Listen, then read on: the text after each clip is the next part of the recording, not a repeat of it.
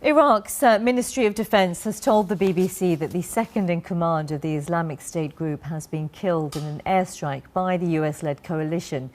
It said Abdel Rahman Mustafa Mohammed, who is known as Abu Ala al-Afri, was killed in the northern Iraqi province of Nineveh. Ahmed Maha is in Baghdad for us. And Ahmed, what can you tell us?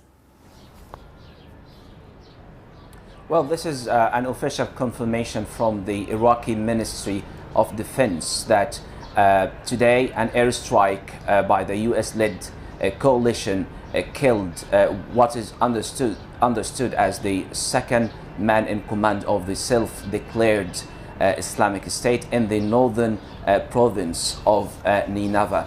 I spoke to the spokesman of the Ministry of Defense, Brigadier General Tahsin Ibrahim, who told us that Abu Ala al-Afri, which is alias for Abdurrahman Muhammad Mustafa, was killed alongside dozens of IS militants in an airstrike.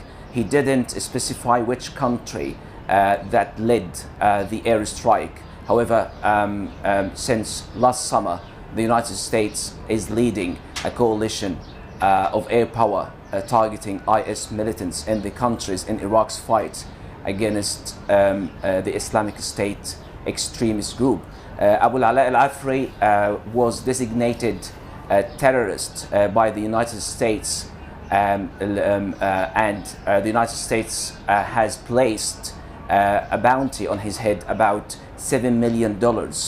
And if this is indicating anything, indicating that there was some sort of cooperation between the intelligence gathering, the Iraqi intelligence gathering, and the US-led coalition, which led to this airstrike. This is indeed another blow to the Islamic State group, which could disrupt and degrade their ability.